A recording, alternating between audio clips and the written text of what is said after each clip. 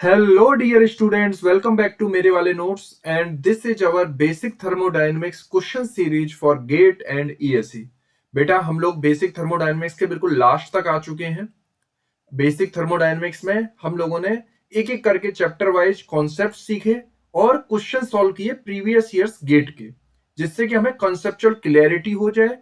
दूसरी सबसे इंपॉर्टेंट बात कि एग्जाम में क्वेश्चन का पैटर्न क्या है पूछने का, वो क्लियर हो जाए। तो इसी सीरीज में अब हम आ चुके हैं प्रॉपर्टीज ऑफ प्योर सब्सटेंस के क्वेश्चन नंबर 21 पे। ठीक है, तो स्टार्ट करते हैं विद क्वेश्चन नंबर 21। ये बेटा मैकेनिकल 2018 2 मार्क्स में पूछा हुआ अच्छा क्वेश्चन है। बोल रहा है a tank of volume 0.05 metre cube contains a mixture of saturated water and saturated steam. बेटा सैचुरेटेड वाटर मतलब वीएफ, यानी वाटर जो है सैचुरेटेड कंडीशन में, और सैचुरेटेड स्टीम मतलब सैचुरेटेड वेपर कंडीशन है। इसका टेम्परेचर है 200 degree Celsius. The mass of the liquid present is 8 kilogram. तो बेटा सबसे इंपॉर्टेंट ध्यान देने वाली बात यह है कि जो मास दे रखा है आपको लिक्विड का, ध्यान से, मास ऑफ लिक्विड वो दे रखा है आपको 8 किलोग्राम, और टैंक दिया हुआ है वॉल्यूम 0.05 मीटर क्यूब, यानी total volume of the tank is 0.05 metre cube. ठीक है डियर स्टूडेंट्स, मैंने आपको पहले भी ये बात बताई थी कि जब भी आपको एग्जामिनर किसी वेट रीजन के बारे में बात करे, वेट रीजन मतलब ये वाला रीजन, बहुत ध्यान से सुनना मैं क्या बोलने जा रहा हूं। टेम्परेचर और एंट्रोपी अगर एक्सेस हम ड्रॉ करें और इस पर अगर हम ये कर्व देखें, तो ये जो रीजन होता है बीच वाला, यानी कि ए से लेके बी तक का, ए को क्या बोलते हैं सैचुरेटेड लिक्विड, क्योंकि ये सैचुरेटेड लिक्विड कर्व पे एक पॉइंट है। ये वाला B point saturated vapour curve पे एक पॉइंट है, तो ये सैचुरेटेड वेपर कहलाएगा। ठीक है डियर स्टूडेंट्स, अब यहां पे अगर कोई पॉइंट सी में ले लूं, तो अगर कभी कोई सी पॉइंट की बात हो रही है तो इसमें आपकी प्राइम ड्यूटी क्या होती है, एक्स निकालो। पहला काम है एक्स निकालो, एक्स मतलब ड्राइनेस फ्रैक्शन निकालो। ये बेटा आपको जब क्वेश्चन करोगे ना, नए क्वेश्चन, तब ध्यान आएगा कि सर ने बोला था, विपिन सर ने बताया था कि सबसे पहला काम एक्स निकालो। एक्स का फॉर्मूला क्या होता है, एक्स का फॉर्मूला होता है mass of vapour divide by mass of vapour plus mass of liquid. ठीक है डियर स्टूडेंट्स, अब हमारी प्राइम ड्यूटी ये है कि मास ऑफ वेपर निकालें। क्यों? क्योंकि मास ऑफ लिक्विड तो नोन है, पर मास ऑफ वेपर नहीं पता है हमको। ठीक है, तो क्या जुगाड़ लगाया जाए? अब जुगाड़ ये लगेगा इसमें कि जो वेपर जो होगा, वेपर का वॉल्यूम, वो हम कैसे भी पता कर लें। वो तो होता है mass of vapour into specific volume of vapour, यही होगा। अब हमारी ड्यूटी बन जाती है कि वेपर जो होगा, ये सैचुरेटेड वेपर है, इसको हम कैसे कैलकुलेट करें। तो ये तो हमको दे रखा है ना क्वेश्चन में कि जो V है आपका specific volume of vapour eight 200 degree Celsius, क्योंकि 200 डिग्री सेल्सियस की कंडीशन दी हुई है, देखिए underline the word 200 degree Celsius. अब इस 200 डिग्री सेल्सियस पे सैचुरेटेड प्रेशर इतना है, सैचुरेटेड जो लिक्विड का वॉल्यूम इतना है, सैचुरेटेड वेपर का वॉल्यूम इतना, हमें यही तो चाहिए। तो हम कॉपी डाउन कर लेंगे इसको, 0.1273। ये आपको दे रखा है कितना, 0.1273। बस काम हो गया, काम हो गया बच्चों। अब टोटल वॉल्यूम ऑफ लिक्विड कैसे निकालोगे, काम हो गया, M of liquid into specific volume of liquid. क्या इसी सिमिलर फैशन में हम V L at 200 degree Celsius नहीं निकाल सकते? निकाल के सकते हैं, तो स्टीम टेबल में दे ही रखा है। कितना दिया है स्पेसिफिक वॉल्यूम ऑफ लिक्विड, 0.0011, 0.0011। ठीक है बच्चों, तो हमारे पास ये दोनों वैल्यू हो गई। ठीक है, तो अब हम क्या निकालेंगे, अब हमारा काम है टोटल, यानी स्पेसिफिक वॉल्यूम की वैल्यू बता दो। अब स्पेसिफिक वॉल्यूम, क्योंकि हम ये जानते हैं कि वीवी प्लस वीएल, इन दोनों का सम ये हमको दे रखा है कितना, 0.05 metre cube.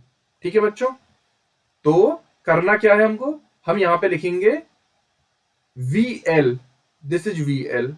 Mass of liquid कितना दे रखा है 8, और ये वैल्यू दे रखी है 0.0011। तो बेटा वॉल्यूम ऑफ लिक्विड आ जाएगा आपका कुछ, जरा कैलकुलेशन से देखिए, कैलसी चलाइए, 9.256 इंटू 10⁻³ मीटर क्यूब, क्योंकि टोटल वॉल्यूम है। जब आपके पास ये VL आ गया तो हम जानते हैं V इक्वल टू क्या है, VL प्लस VV। ठीक है ना, तो हमें टोटल वॉल्यूम भी दे रखा है, टोटल वॉल्यूम सर कितना दिया है, 0.05 मीटर क्यूब। अच्छा क्वेश्चन है ये। तो V V आपके पास आ जाएगा, आप इसमें से इसको घटा दोगे तो VV आपके पास आएगा कुछ 0.0474 मीटर क्यूब। तो आपके पास VV भी आ चुका है। जैसे ही आपके पास specific total volume of vapour आ जाएगा तो आप बिल्कुल सेट हो इस फॉर्मूले को यूज करने को, इक्वेशन नंबर 1 को। और इक्वेशन नंबर 1 को यूज करके आप निकाल लोगे तुरंत एमवी निकाल लोगे। चलिए यूजिंग इक्वेशन 1 एमवी कितना आ जाएगा बच्चों? एमवी आपका आ रहा है VV upon specific volume of vapour. ये आर का 0.0474 और ये जो स्पेसिफिक वॉल्यूम है 0.1273। जरा कैलकुलेशन करके बताइए एमवी कितना आ रहा है? एमवी आपका आ जाएगा 0.3198 किलोग्राम। बेटा ये था हमारा ground work to calculate X. अब बस एक्स निकालिए। एक्स कितना आ रहा है आपका? एक्स आ जाएगा आपका MV upon MV plus ML. इतना काम करना पड़ा आपको, और ये जब इतनी मेहनत की है तो इसका आंसर आएगा 0.0384। जैसे ही एक्स आ जाए, क्योंकि पहला काम था, अब क्वेश्चन में क्या पूछा है वो निकालो, बस यही स्टेप फॉलो करने हैं। The entropy of the mixture, कुछ नहीं, एंट्रोपी ऑफ द मिक्सचर पूछा है ना, एसएफजी की वैल्यू पूछी, यानी कि एंट्रोपी ऑफ द मिक्सचर किसमें पूछा है? स्पेसिफिक में वैल्यू दे रखी किलोजूल पर किलोग्राम केल्विन, तो पर किलोग्राम में पूछा है तो स्मॉल वैल्यू रखेंगे। S F plus x S G minus S F, value put करनी है। देखो सब दे रखा है आपको। एस एफ की वैल्यू दे रखी है, यस दे रखी है बेटा, ये रही एस एफ 2.3309 2.3309। एक्स अभी अभी निकाला आपने, जो सबसे पहला काम मेरा कॉन्सेप्ट कहता है 0.0384। और एस एफ जी यानी S G minus S F कितना दिया? डायरेक्ट दे रखा है, घटाने की भी जरूरत नहीं है, डायरेक्ट है 4.1014 4.1044। तो बेटा यहां से इसको कैलकुलेट करिए और जल्दी से मुझे एस की वैल्यू बताइए। ये आएगी आपकी 2.4884 2.4884। This is the answer. ठीक है डियर स्टूडेंट्स, तो इसको 2 डिजिट तक बोला गया है, तो 2 डिजिट तक कैसे लिख सकते हो इसको? 2.48 किलोजूल पर किलोग्राम केल्विन। वो तो उन्होंने पहले ही पूछ रखा है, किलोजूल पर किलोग्राम केल्विन। यूनिट तो दे ही रखी है आपको, सिर्फ डाटा फिल करना था, डाटा एंट्री क्वेश्चन था ये। चलिए आगे बढ़ते हैं। मजा आ गया क्वेश्चन करके? गुड। कमेंट बॉक्स में जरूर बताइए। सबसे पहला काम ड्राइनेस फ्रैक्शन कैलकुलेट करना, ये है इंपॉर्टेंट बात। इसी चीज को ये ध्यान रखना बेटा, एग्जाम में बहुत फायदा होगा। अगला क्वेश्चन, क्वेश्चन नंबर 22। ये बेटा 2019 में आया, अगेन 2 मार्क का क्वेश्चन है, 2 नंबर का आया हुआ है। और इसको मैं आपको अगेन इजी वे में समझाऊंगा। If 1 mole of hydrogen gas is occupied a rigid container with a capacity of this volume and the temperature is raised from 27 degrees Celsius to 37 degrees Celsius, the change in pressure of the contained gas assume ideal gas behavior। बेटा ideal gas बोला हुआ है तो हम जानते हैं P1V1 equal to N R bar. जब number of moles लिखते हो ना आप, क्योंकि मोल्स दे रखे हैं 1 मोल, तो यूनिवर्सल गैस कांस्टेंट आता है T1। ठीक है डियर स्टूडेंट्स, रिजिड कंटेनर बोला हुआ है, अंडरलाइन रिजिड कंटेनर। जैसे ही रिजिड कंटेनर बोलेगा हम समझ जाएंगे V1 इक्वल टू V2, मतलब dV 0 है, यानी वॉल्यूम चेंज नहीं होगा सिस्टम का, कंटेनर का। गुड। तो हम यहाँ पे P1V equal to N R bar T1 लिख सकते हैं, बिल्कुल लिखिए सर, कोई दिक्कत नहीं। और दूसरी condition of final state P2V equal to N R bar T2 लिख सकते हैं। डिफरेंस पूछा हुआ है, change in pressure. Change in pressure क्या होता है? Final minus initial. P2 minus P1 equation 1 है, ये इक्वेशन 2 है। इक्वेशन नंबर 2 में से 1 को घटा दीजिए, ये वॉल्यूम कॉमन आ जाएगा। इसी तरह से एन आर बार कॉमन आ जाएगा, यहां आ जाएगा T2 minus T1। Okay dear students, ये डेल्टा पी आपको कैलकुलेट करना है। इसमें लिखिए N R bar T2 minus T1 divide by volume. ठीक है, वॉल्यूम दे रखा है 1000 लीटर, सब वैल्यू आपको पता है। एन की वैल्यू 1 मोल दे रखी है, आर आपका 8.314 होता है, सब कुछ मेंशन है बेटा। ठीक है, कोई घबराने की बात नहीं बेटा। ये गलत लिखा हुआ 8.314 जूल, ये बेटा किलो जूल होगा, 8.314 किलो जूल। ठीक है, और T2 माइनस T1 आपका होगा 37 माइनस 27 लिख लीजिए। डिग्री सेल्सियस में तो जरूरत नहीं है आपको चेंज करने की, क्योंकि डिफरेंस है।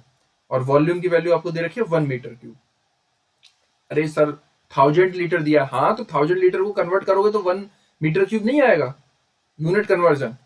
ठीक है, तो डेल्टा पी कितना आ जाएगा इसको कैलकुलेशन करने के बाद, ये आएगा कुछ 83.14 pascal. So this is the right answer, 83.14 pascal. ठीक है बच्चों, मजा आ गया। चलिए अगला question, this is the most important question, most conceptual question. मैं इसको हाईली कॉन्सेप्चुअल बोलूंगा, कॉन्सेप्चुअल। ठीक है, जब ये क्वेश्चन आया था एग्जाम में तो काफी सारे स्टूडेंट्स का फोन आया था कि सर ये कैसे होगा, काफी सारे स्टूडेंट्स उसी दिन 2020 में आया था 1 मार्कर, काफी स्टूडेंट्स ने फोन करा था कि सर ये क्वेश्चन कैसा है। बेटा एक्चुअली ये क्वेश्चन लगता है प्रॉपर्टीज ऑफ प्योर सब्सटेंस है, एक्चुअली ये फ्लूइड मैकेनिक्स को बोलूंगा मैं कि फ्लूइड मैकेनिक्स का क्वेश्चन है वेपर प्रेशर कॉन्सेप्ट पे। अगर आप इसको वेपर प्रेशर को थर्मोडायनेमिक्स में पढ़ रहे हो तो वेपर प्रेशर यहां पे आप पढ़ो। क्या बोला हुआ है, इस पूरी भाषा को मैं आपको यहां के थ्रू समझाता हूं। ये ऐसा बोला है कि ये वाटर वेपर है, ये पूरा क्लोज्ड है, एयर टाइट है, ये पूरा टाइट कर दिया है, और ये वाटर है 25 डिग्री सेल्सियस पे। एम्बियंट एयर जो एटमॉस्फेरिक एयर है, एटमॉस्फेरिक एयर ये दे रखी है 25 डिग्री सेल्सियस, और प्रेशर दे रखा है एटमॉस्फेयर का 1 एटमॉस्फेयर। कितने बच्चे मुझे बताएंगे कि 1 एटमॉस्फेरिक प्रेशर पे, 1 एटमॉस्फेरिक प्रेशर पे, जितना जब प्रेशर आपका 1 एटमॉस्फेरिक प्रेशर होता है और इसकी जो वैल्यू होती है कितनी होती है, 101.325 किलो पास्कल होती है बच्चों। Very good. अब सुनो मेरी बात को ध्यान से, इसमें बोला हुआ है कि वाटर है और वाटर का वेपर है, और ये पूरा मिक्सचर है, कितने डिग्री सेल्सियस पे है, 25 डिग्री सेल्सियस पे। अब हमारी जो प्राइम ड्यूटी बनती है वो बनती है इसका हम ये निकालें कि ये जो रीजन है, ये जो कंडीशन दे रखी है, इस कंडीशन में इसका सैचुरेशन प्रेशर या वेपर प्रेशर कितना है, बस इतनी सी बात है। ठीक है, वेपर प्रेशर होता है 1 एटमॉस्फेरिक प्रेशर पे 3.17 किलो पास्कल अराउंड। हर बुक में अलग अलग होता है पर अप्रॉक्स आप ले लीजिए 3.17 किलो पास्कल अप्रॉक्स वैल्यू होती है, ये एग्जैक्ट नहीं है। तो बेटा वेपर प्रेशर आपका आ गया इस वाली कंडीशन पे।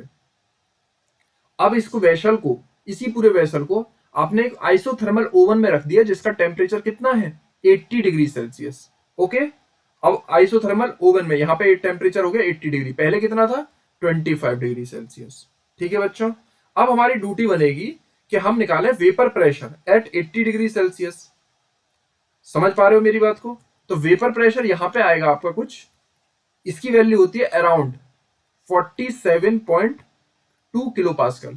आपको ये वैल्यू याद नहीं है तो भी क्वेश्चन कर लोगे आप। कैसे करोगे बेटा, इतना तो आपको पता है कि इसकी जो वैल्यू होगी वेपर प्रेशर की वो आपकी 100 किलो पास्कल जो आपका एटमॉस्फेरिक प्रेशर है उससे तो कम ही रहेगी। यहां पे आप रखोगे तो इससे तो कम ही होगी क्योंकि टेम्परेचर आपका 80 डिग्री सेल्सियस है ना। जब टेम्परेचर 100 डिग्री सेल्सियस हो उस वाली कंडीशन पे एटमॉस्फेरिक प्रेशर, जब आपका टेम्परेचर 100 डिग्री सेल्सियस पहुंच जाए तब जो आपका प्रेशर होता है वेपर प्रेशर या सैचुरेशन प्रेशर वो कितना हो जाता है आपका 101.325 किलो पास्कल। यहां तो सर 80 डिग्री सेल्सियस है तो इससे तो कम ही रही होगी, पर मैंने आपको एग्जैक्ट वैल्यू भी बता दी है।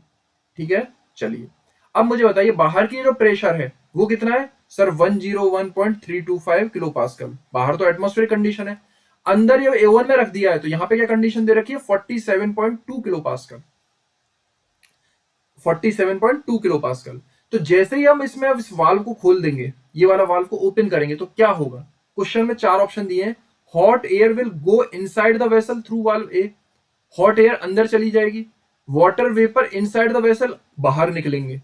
दो चीजों में डाउट है, ये तो नहीं होगा all the vapour inside the vessel will come immediately condense, ये प्रोसीजर तो बिल्कुल गलत हो जाएगा। नथिंग विल हैपन ये भी गलत है। डाउट रहता है बच्चों को ए और बी ऑप्शन में। आप आई थिंक आपको भी इसी दोनों में डाउट होगा। तो आप सिंपल सा कॉन्सेप्ट बताइए कि हाई प्रेशर से लो प्रेशर पे फ्लो होता है या लो प्रेशर से हाई प्रेशर पे फ्लो होता है।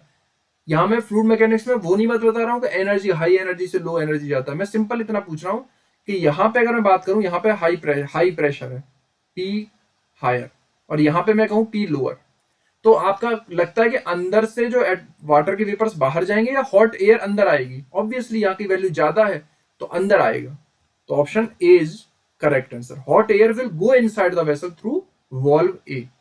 ठीक है डियर स्टूडेंट्स, चलिए तो ये ए ऑप्शन इसका करेक्ट हो गया। काफी कॉन्सेप्चुअल क्वेश्चन था, मतलब आपको बस इतना सोचना higher pressure lower pressure, high pressure से लो प्रेशर फ्लो हो जाएगा। तो हॉट एयर बाहर की अंदर घुस जाएगी। सिंपल इतना सोचना है। क्यों? क्योंकि अंदर का प्रेशर आपका कम हो रहा है, वेपर प्रेशर इसका कैलकुलेट किया आपने, देखा 100 से तो कम ही होगा, बाहर का तो 100 101.325 होता है, ये आपको पता है।